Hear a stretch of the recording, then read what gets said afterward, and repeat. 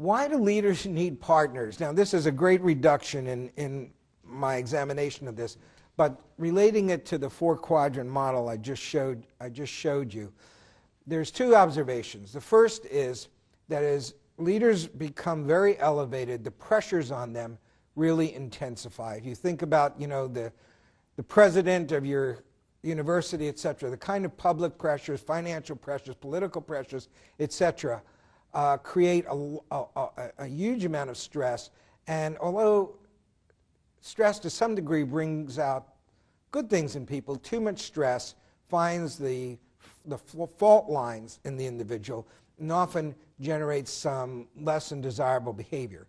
So followers helping the leader to manage those stresses is a very important part of helping bring out the best in leadership.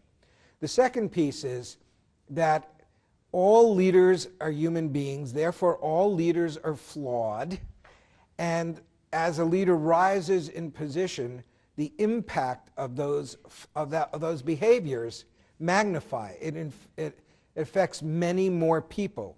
So we have to, as leaders, we have to be more aware of the impact we're having on others. As followers, we need to help leaders manage this impact. And the main way one does that is through feedback loops.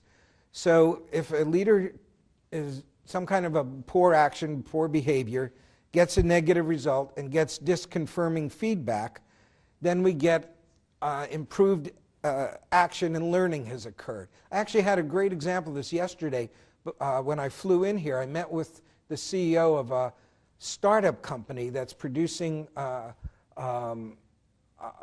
plug-in electric hybrid vehicles just down the road here.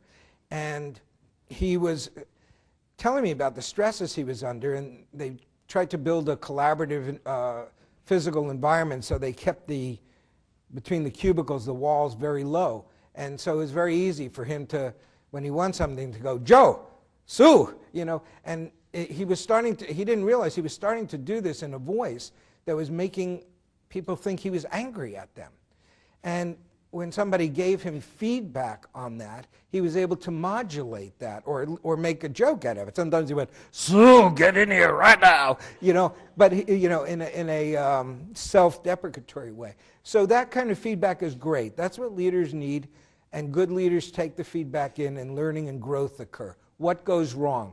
What goes wrong is at either end of the equation.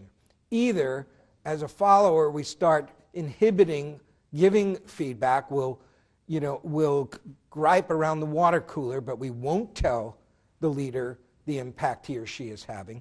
That cuts off the data that the leader could use to change. Or if we have the courage to be candid, if the leader has now gotten power, has tended to corrupt, has tended to inflate the ego, and the leader screens out this kind of feedback. Either way, we now have a situation where learning doesn't occur and growth doesn't occur. And here's where we have the seeds of great danger in senior leadership and elevated leadership. So the whole topic of courageous followership is trying to create a relationship which can prevent this from happening.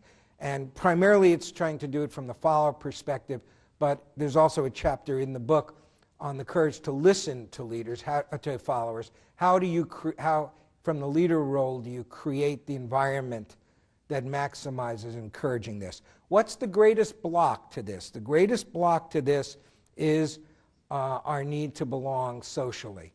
So therefore, we can be afraid to speak up for our leaders. In other words, if there's a lot of cynicism running around the halls of where we're working, it takes a bit of courage to speak up and say, hey, let's give her a break. Look what she's doing here, because there's potential for social ostracism there.